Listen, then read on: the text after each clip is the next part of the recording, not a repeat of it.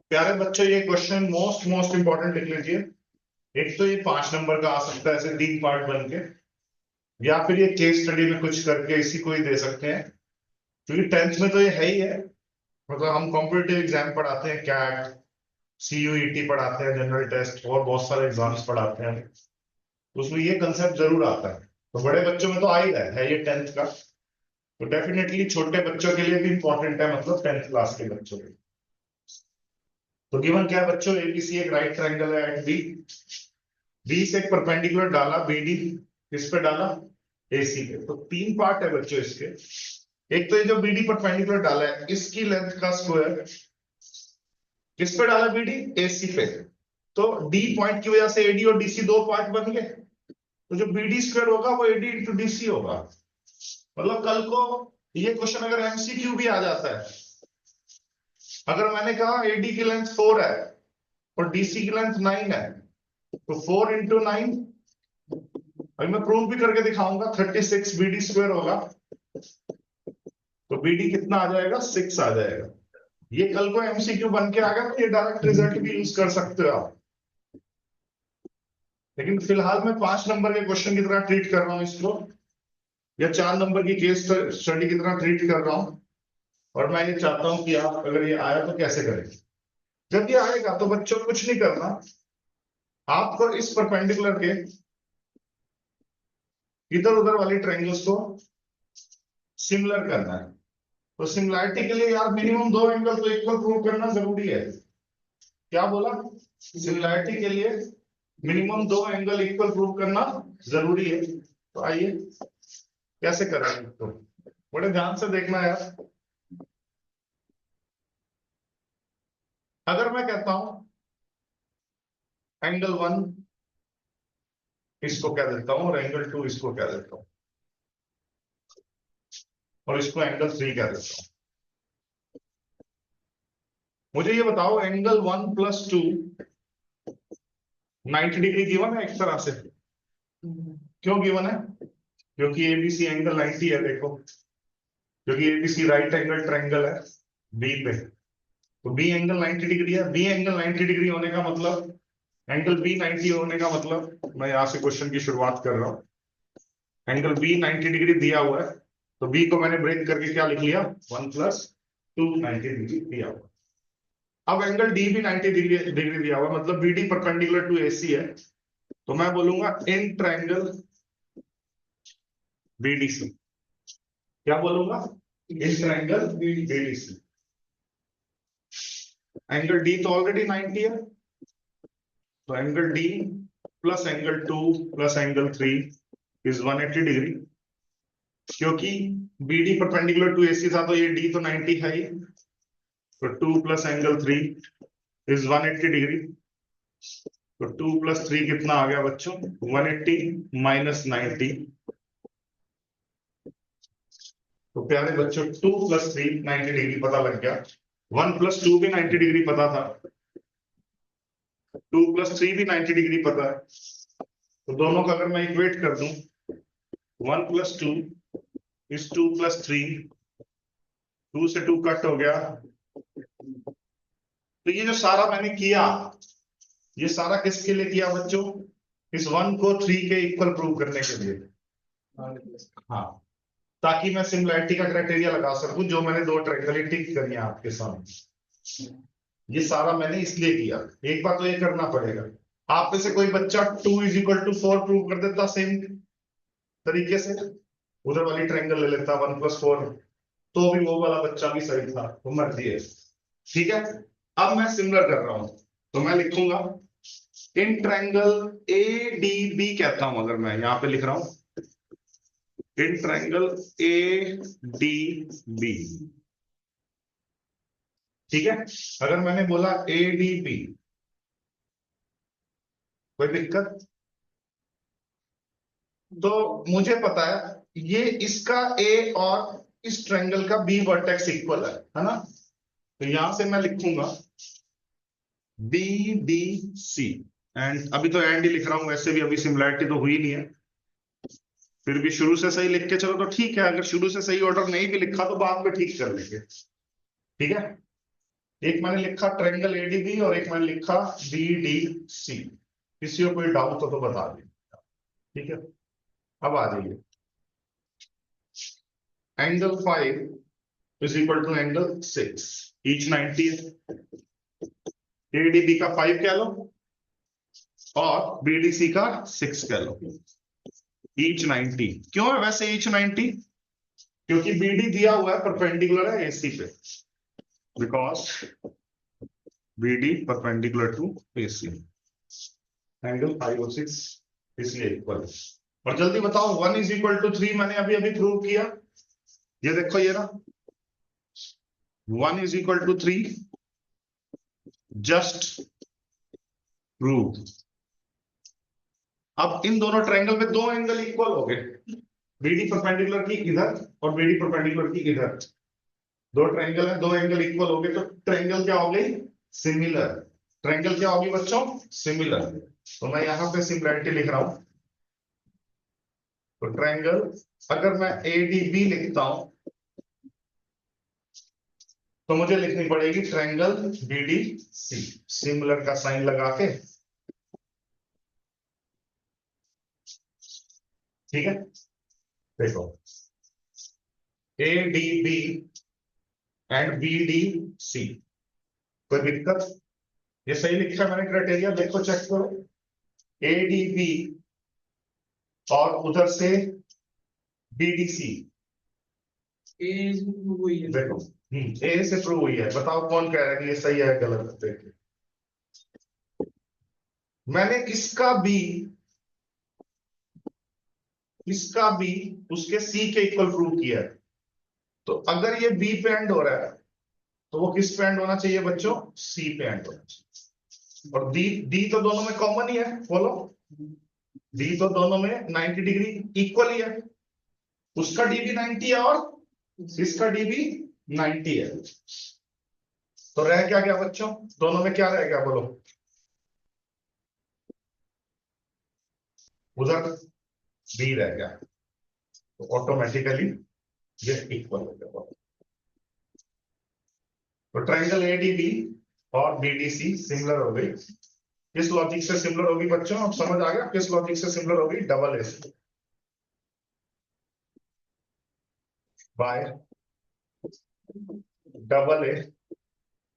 अभी सिमिलरिटी की है, अब मुझे पहला रिलेशन लाना है यार। BD square is AD into DC. तो एडी को पकड़ो, तो यहां पे एडी पकड़ा फर्स्ट 2 पॉइंट्स, तो वहां से फर्स्ट 2 पॉइंट्स क्या पकड़ेंगे बोलो?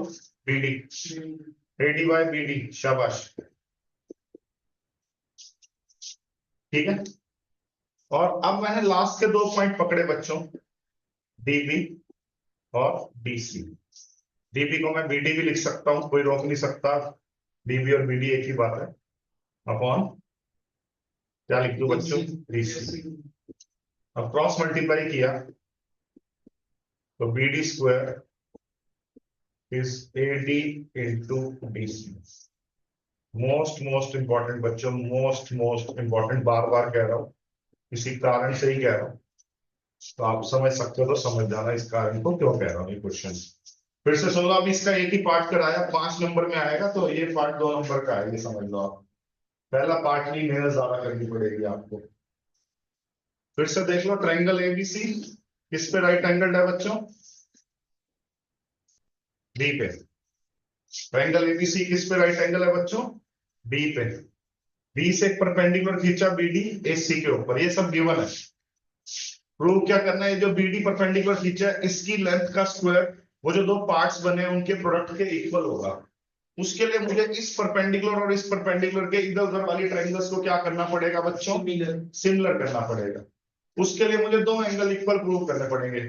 एक तो उस ट्रायंगल का भी डी, अगर मैं एडीबी के पॉइंट ऑफ व्यू से देखूं, और बीडीसी के पॉइंट ऑफ व्यू से उस ट्रायंगल का भी डी आपस में इक्वल है, जिसको मैंने नंबरिंग में क्या रख दिया? 5। एक तो इक्वल है, एक और इक्वल प्रूव करना है।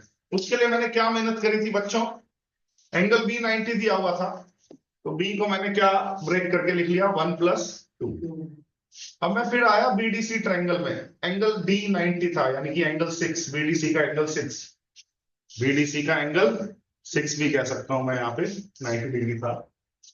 ठीक है, तो 2 + 6 + 3 या 2 + d + 3 इज 180 डिग्री।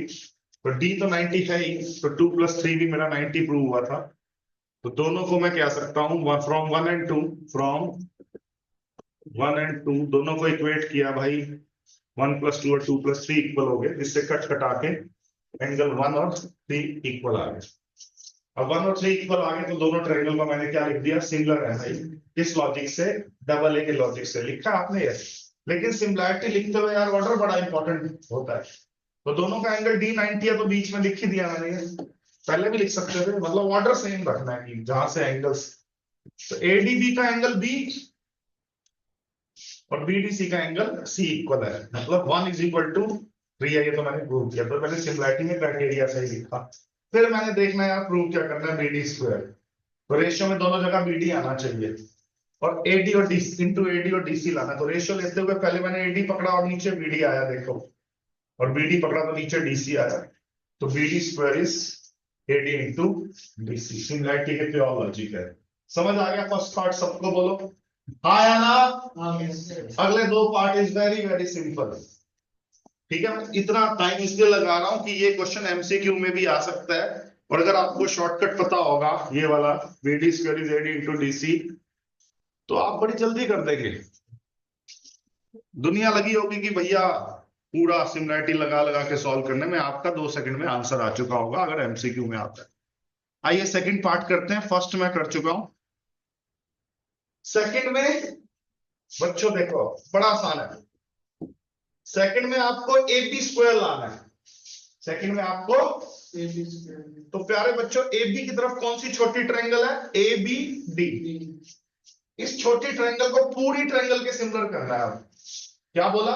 इस छोटी ट्रायंगल को पूरी ट्रायंगल के सिमिलर करना। देखिए कैसे। छोटी ट्रायंगल कौन सी है? Triangle ABD। छोटी ट्रायंगल कौन सी है बच्चों? Triangle ABD।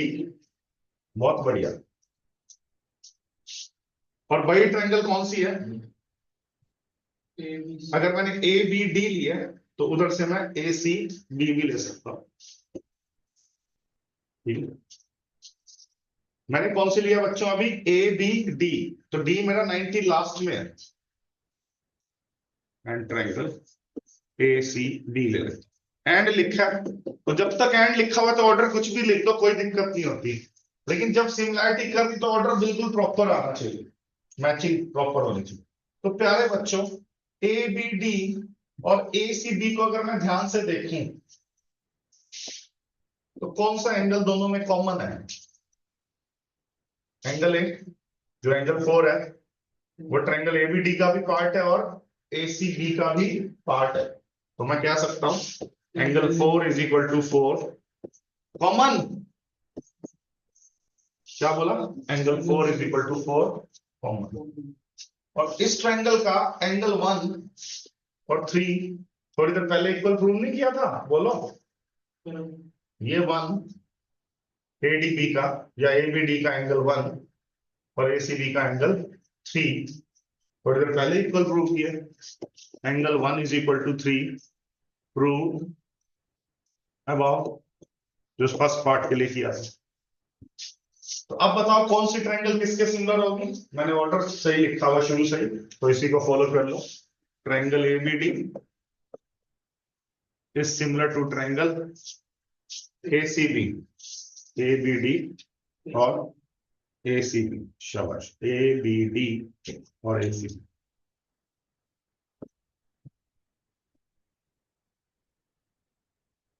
किस लॉजिक से सिमिलर है बताओ?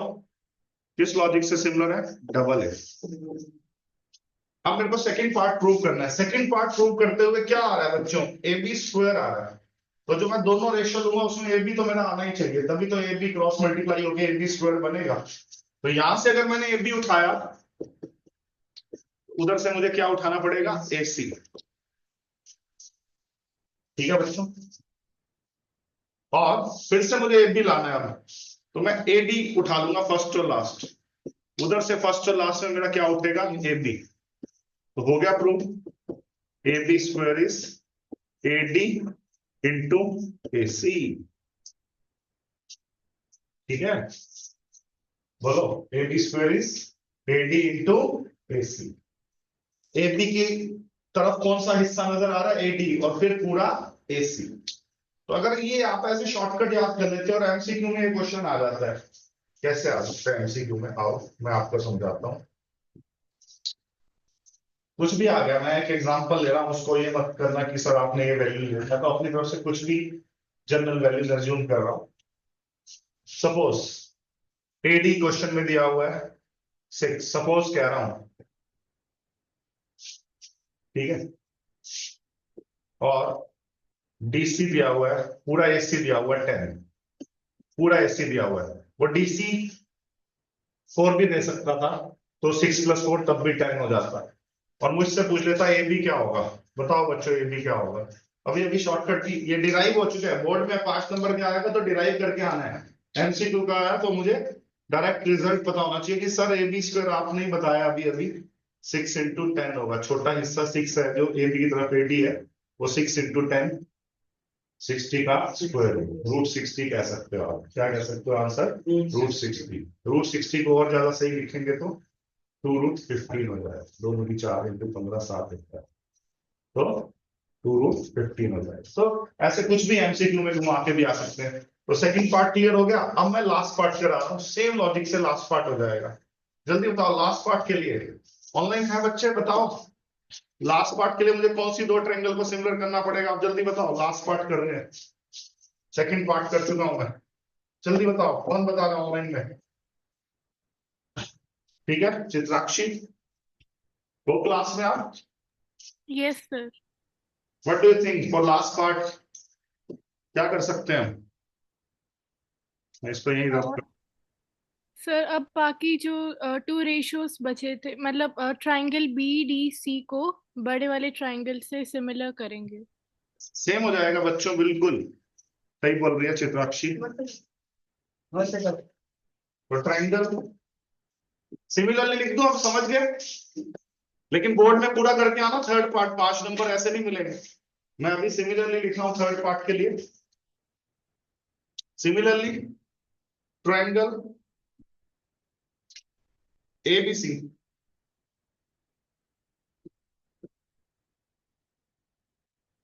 ठीक है, ABC। और छोटी ट्रायंगल कौन सी है बच्चों? कौन सी उठाऊं?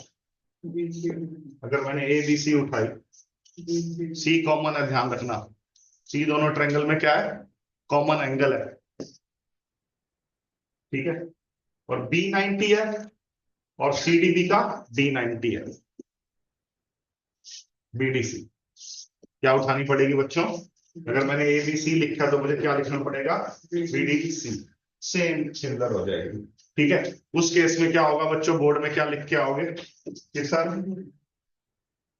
एंगल C कॉमन, क्या लिख के आओगे? एंगल, मैं दोबारा से समझाने के लिए जल्दी जल्दी लिख लेता हूं, एंगल C = C क्या लिख के आओगे? कॉमन। यस। और कौन सा एंगल है? शाबाश बताओ।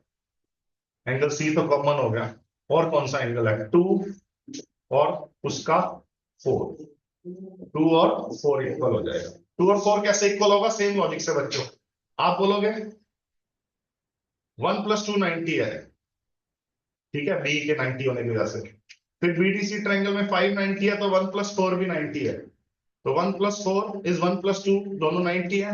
1 कट जाएगा तो 2 और 4 आ जाएगा, जैसे मैंने पिछले क्वेश्चन में किया, ठीक है। तो 2 = 4 भी है, ठीक है। एंगल 2 = एंगल 4 भी। और कोई बच्चा कहता है नहीं सर मैं तो ऐसे नहीं करता, आप 2 और 4 को मत करो ना। आप कह रहे हो जब एंगल C कॉमन है और इस ट्रायंगल का ये वाला 90 जो D पे 6 टिका हुआ है, और पूरी ट्रायंगल का एंगल B 90, उससे भी कर सकते हो। आपको फिर 2 और 4 को इक्वल प्रूव करने की जरूरत नहीं होगी। तो ये सिमिलर होंगी, फिर सिमिलर होंगी, तो अब आपको क्या लाना है बच्चों? BC² लाना है।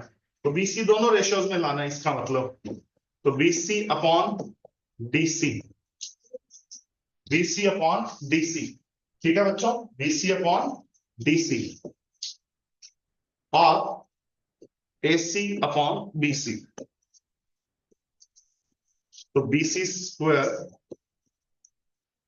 DC, या CD भी लिख सकता हूं, CD इंटू BC। तो प्यारे बच्चों, अगर मैं BC का स्क्वायर कह रहा हूं तो BC की तरफ कौन सा पार्ट है, DC या CD, उसका स्क्वायर, BC का स्क्वायर किसके इक्वल है, CD जो BC की तरफ है, और पूरा पूरा हाइपोटेन्यूज AC। तो ये 3 पार्ट 5 नंबर के मैंने बहुत टाइम लिया, बहुत तसल्ली से समझाया इस क्वेश्चन को, ताकि आप करके आओ, क्योंकि काफी सालों से आया नहीं है ये क्वेश्चन, और है बड़ा इंपॉर्टेंट। ठीक है, समझ आ